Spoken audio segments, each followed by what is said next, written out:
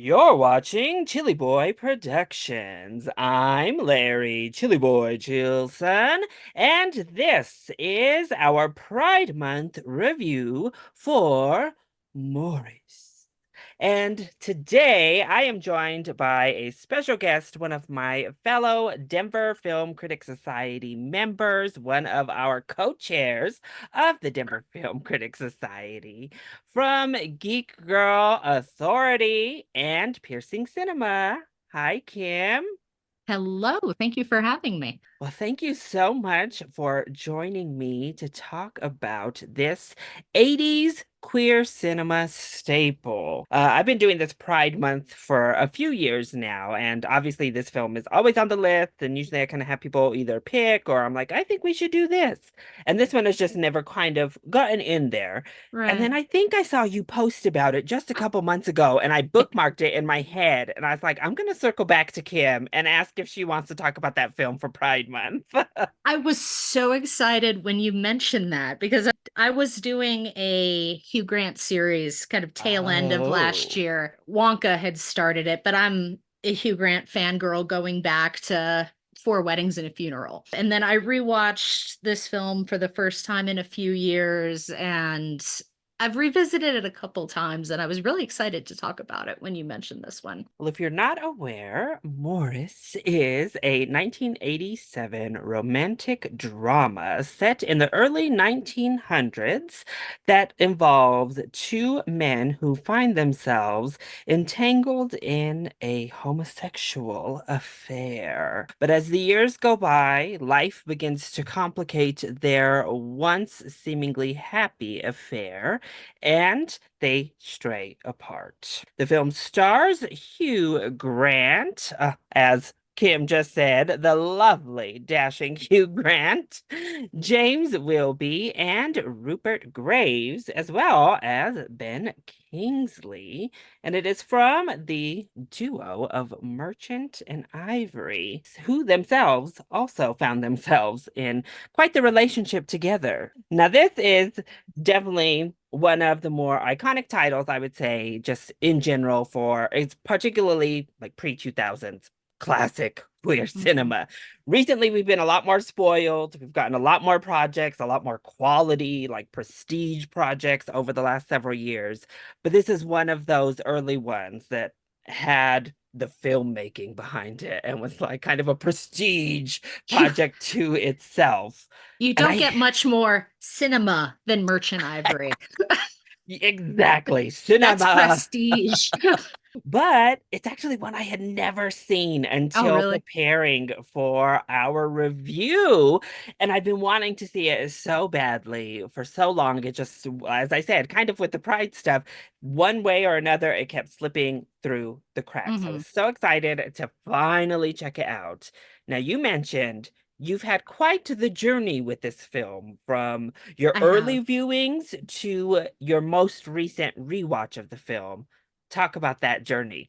You you can kind of trace Kim as, Kim kind of through the different viewings of this. Full disclosure, the first time I watched this, I wasn't into it. Was not into it at all. I want to say hated it, but I was in high school maybe the first time, and truthfully, I thinking back on it now, watching it from a Hugh Grant perspective, it's a good character, it's a meaty role, but it's Hugh Grant is better when he's unlikable.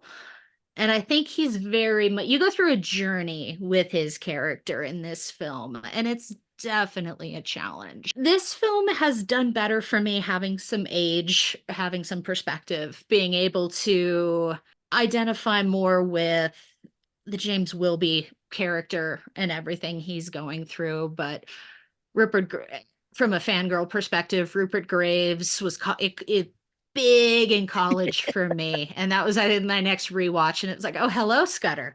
Hello.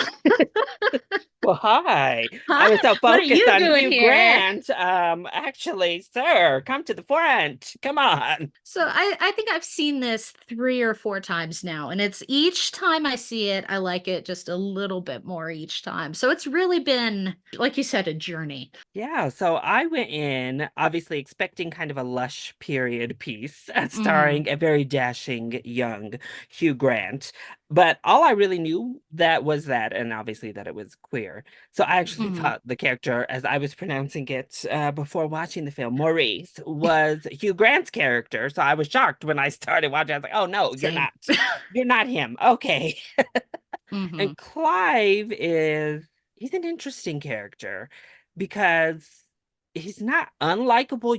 You're empathetic to him. This is early 1900s. Yeah. Obviously, they're showcasing England still has homosexuality as a criminal offense. Hmm. We see people getting hauled off to jail, the whole bit, and you understand, you get it. And he's more of a tragic character than a Yes. downright dislikable person.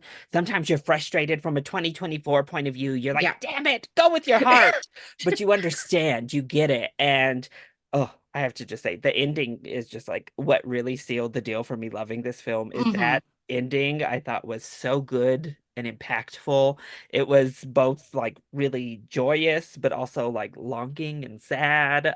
It worked on every level for me, but I instantly was gravitated toward the Rupert Graves character. I was like, oh, look at you. Hi. He's always been adorable, and that was just oh, I because I learned about him in Sherlock. So what it's and then kind of backwards, him doing this, and he was in a room with the view. So he's kind of in that Merchant Ivory stock company during that time.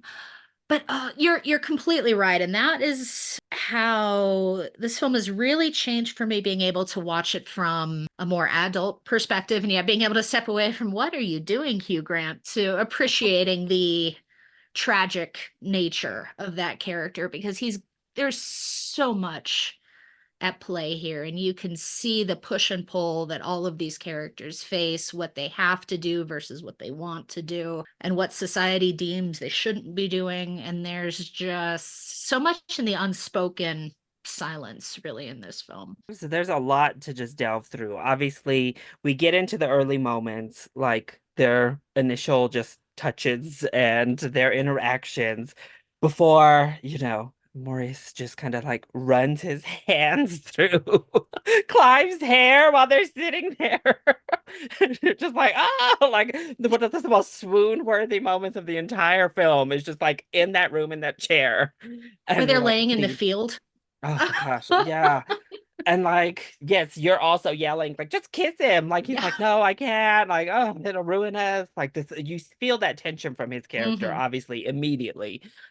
Even before all of the big hoopla comes out. That's when your frustration really kind of starts. You two are perfect together. I do think, particularly with him and Scudder near the end, I wish maybe we got just a tad more time. Like I know that's Yeah. part of their story is like he even says it, like we hardly know each other really, right? Like I gotta go. But I think it would have made, I don't know, maybe more of a build up if we had just had just a touch more time with them as a character, couple, I mean, Yeah. and I think it would have hit home harder on the tail end of the film.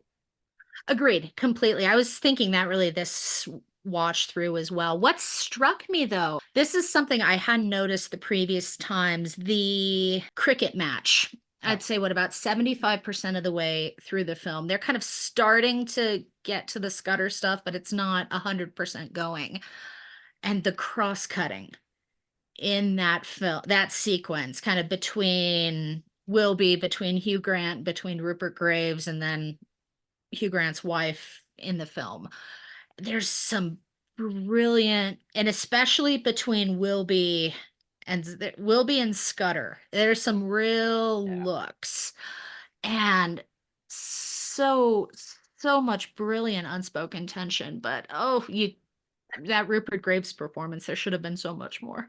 I mean, he's so good too, in a pretty small role that comes in Hmm. pretty late in the game. We kind of see him. I do like how he's introduced just on the periphery, like he just kind of like makes himself known. Like he kind of like pushes himself into the frame to say something, but then he just exits and we're like, Hmm. "Oh, who was that? Like what are you doing, sir?" Um, but more and more obviously he gains traction. And more, we feel that tension between Clive and Morris as we get through closer and closer to this inevitable wedding, as we get Hmm. closer and closer to this trial that takes place, and you feel that tension rising. And what I do enjoy is that even Morris is not like a really fully angelic character. We have moments with him, like where he goes off on his sister for no good reason. One, he sets her up for no good reason and then goes off on her. Of course, we have that like dialogue, which is in character because he is still like a gentleman. But he has Hmm. this dialogue about poor people. This like diatribe about poor people just being comfortable being poor. But I guess that makes it all the more kind of fun that he ends up with the regular man, the like It working man. I like the use of that word angelic, but there's such depth Mhm. to these characters that they really, and you see that really in those struggles that Morris goes through. That he's so good at those kind of movie love, for lack of a better word, moments. All that camera has to do is just look at his face, and you can just see everything. The adoration for Clive. He's really brilliant in those silences. But yeah, at the same time, this is a period piece. And this is, I have not read the book. Okay. I would wonder how much of those moments, like him going off on his sister, which feels a little sudden or strange or sometimes potentially weird Yeah. for the character, how much we're missing between the film and the book. I'd be fascinated to learn that. Yeah, I'm sure we get a lot more of the family dynamic in the Hmm. book. We just don't have enough time. This is already Because there, over 2 hours, so his family is really a bit of an afterthought because you've yeah. got the mother, you've got the two sisters who kind of pop in and out when they're needed, but the two scenes with his father, and that's it. And you kind of really wish, particularly the mom, because she seems lovely overall. Hmm. She seems like one of those moms of the time that knows, but knows social ramifications. Not gonna say anything, not gonna do anything, but like that moment where Clive kind of like faints, passes out, and he just instinctively like kisses him. And he panics, but the mom is kind of just like, that's fine. No, whatever. Not going there, honey. It's okay. Yeah, take him up to the room. I'm off to the living room. Bye bye. So she definitely like comes off as that kind of parent. She seems a lovely character that we just don't get all that much time with. Then we have the like wild scenes with Ben Kingsley's like therapist, like the hypnotherapy sessions that we go I through. I always forget he's in this film until we get to that scene, and I'm like, oh, Ben Kingsley. That's And they're so interesting because once again, it just kind of displays the lengths obviously you would go through in a right. society like this that's telling you that you literally have some sort of mental disorder. You're Right. wrong, you're not right. A physician is like examining you earlier and telling you like, oh hush, no, no, no, find you a woman to get rid of all that mess. That's your medicine. Just squish it down. Just And I like the ignore it. growth. You'll be fine. I like the growth of that character too, the Ben Kingsley, because Mhm. at first it kind of feels like this man, he might turn you in at any moment. Like, I don't know. But Mhm. by the end, his advice is like, go to France. Like, Yeah.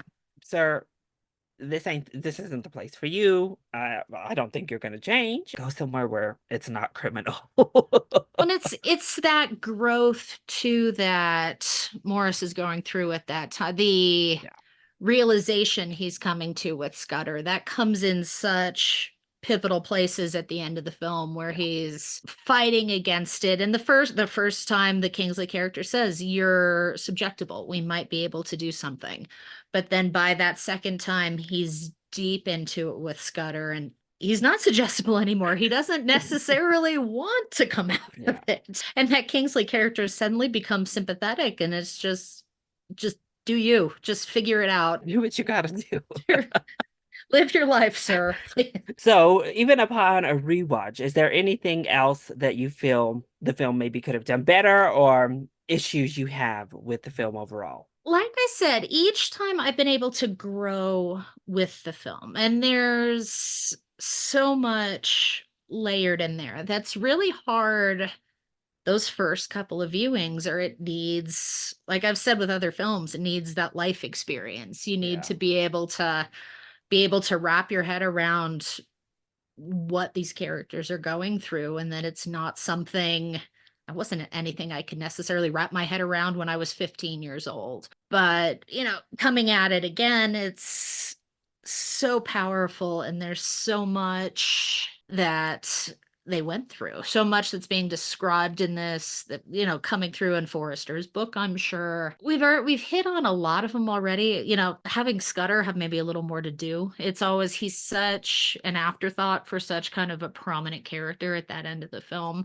Any of my, points with it have been really issues with my viewing that I've been able to kind of grow past, and less issues with the film because it's just such a beautiful, beautiful, beautiful film. Yeah, and like we said with the filmmaking, obviously the cinematography is gorgeous. Costumes are great. The sets are great. The score is beautiful. This really like Hmm. sweeping, romantic, just gorgeous musical score. I think all the performances are very good as Yeah. well. And obviously we talked about Hugh Grant at some of his most dreamy in this era. He looks very dreamy. Well, this was really his breakout. I mean, he had a few things before this, but in terms of kind of name roles, this is the first time we really see him start popping out. And before long, he walked in this so he could run in other films. He showed that he was the period piece romantic leading man for the Hmm. time. Yeah, I rewatched this in January because I was really hesitant to. But I'd watched another film, and if you haven't seen it, I would recommend it, Another Country. And it's same era British cinema. It's Rupert Everett, Cary Elwes, Colin Firth, kind of boys at a boarding school. And truly gorgeous, gorgeous, gorgeous film and some really poignant relationships, really interesting. And it touches a lot of the same things as Maurice does.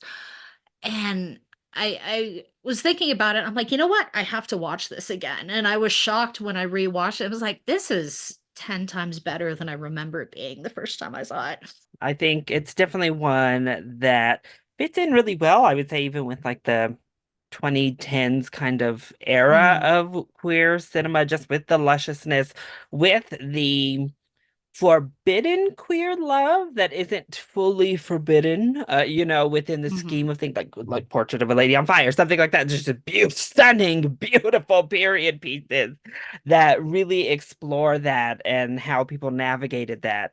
I think it was a little bit ahead of that time in Hmm. giving us a story that, while showed the heartache of the queer experience of the 1900s, also that ending is equal parts like joyous, like it's celebrating this queer love and accepting Hmm. yourself and being able to let go finally and fully embrace who you are. And I think particularly for as early as it came out compared to Yeah. all these other movies, I think that's a really brave thing to do in the middle of the AIDS pandemic in the Yeah. late 1980s. To make this film, I think, is still very commendable. And obviously the filmmakers behind it having, their own personal stake in Yeah. making the film, a film such as this, and hearing those behind the scenes interviews of like the mostly straight male crew working. Whenever they would have Hmm. like a kissing scene, people would like kind of snicker or laugh. So it's amazing that we still got this like really beautiful, soft, poignant movie out of that experience too. With so much heart. Yes, so much heart. You would not see any of those issues and really the handling of. And I was just thinking as you were discussing that, the real growth moment during the whole legal battle, the friend that their school friend who's arrested and with what the indecency charge, everything that Grant's character goes through with that, because that's where he faints, right? It puts them through so much, and you can see the pressure and the worry. They inject all of that in there at a time when you would not necessarily expect it. So it's truly masterfully crafted. There's a lot of empathy for all of these characters Hmm. because it could be, particularly from a queer filmmaker. If it were made now, you might. It could be easy to pigeonhole the Clive character into a Right. more judgmental zone, like to judge him as a character for what is done by the end. But the film, it really doesn't do that. And it Hmm. really kind of just showcases all of these people for the full dimensional people trying to navigate the society they were born into. And I think it handles it all really, really well. Spot Yeah. on. Spot Well, on. well, Kim, did you have any final thoughts when it comes to Maurice? Oh, check it out for those who haven't. Those merchant ivories can be a little daunting, can be a little scary to jump into for people if you're not ready. It's so stately, so cinematic. Just take a chance. There's a lot of good films in there. This one in particular, I would just say dive on in. It's really a beautiful film. And if you like your queer cinema with a little splash of sauciness, a little raciness, we definitely get some skin in this one, which is a hallmark as well of, the Ivory films specifically. There's some skin, some lovely skin in this one too. I So forgot. It was like, oh, Rupert. Oh. So you have to wait a little bit. It doesn't come off right off the bat. They don't come out with the raunchiness quickly, and it's not really raunchy, but Sensual in the beginning, yes. skin at the end. Perfect. We go through a transformation watching it as well. And it's currently available. Of course, you'll have to go through commercials because that's how the platform is, but it is available for free to watch on Tubi currently, which I'm noticing as I go through this. My first review for Pride Month was with my friend Ren, and she doesn't own it, so she had to seek Hmm. out to rewatch Tu Wong Fu. That's also on Tubi. So, and another film I'm looking to watch for something later in the month is also on Tubi. So, apparently, all the older queer cinema right now, a lot of it you can find on Tubi. So, there you Tubi's go. got a great selection. And I will say one of my concerns always with Tubi is the commercials terrify me because you never know how they're going to get worked in there. It did not, I watched it this morning again, and I did not feel like they were that intrusive. They didn't feel Yeah. very awkwardly cut in. It was pretty seamless. Of course, we're both from a TV bygone era. So, a lot of times you'd grow up watching full-length feature films on Hmm. TV, on cable TV or whatever, and you'd get those commercials. So we might be a little bit more accustomed, just ingrained in We're us, more forgiving. more forgiving. You can certainly watch it there, and I also believe, obviously, it's available to like rent or spend money to There's to probably watch it as good. well. I would assume there. I have a Oh, beautiful copy of A Room with a View. So a lot of those merchant ivories have really good DVD transfers too for the physical media nerds out there. perfect. Well, once again, thank you so much, Kim, for Oh, thank you joining for me having me. to talk about this classic. Why don't you let people know where they can follow you across the internet? Oh, a little bit of everywhere. My contemporary film criticism goes to Geek Girl Authority, TikTok, primarily at Piercing Cinema, Piercing Cinema. Working on spreading out to YouTube and Instagram because TikTok being TikTok, trying to spread that out. So hopefully sooner rather than later. So all the same handle there at Piercing Cinema, and then pretty much everywhere else at KPierce624. I try and give a little time to every social media site. So I'm out there. Perfect. Make sure you are checking out all of her material. She is wonderful, great. Obviously, getting to speak with her about films is always a highlight. And make sure that you hit that subscribe button down below and follow along so that you can chill with me on each and every one of my latest videos, including each and every one of my Pride Month movie reviews.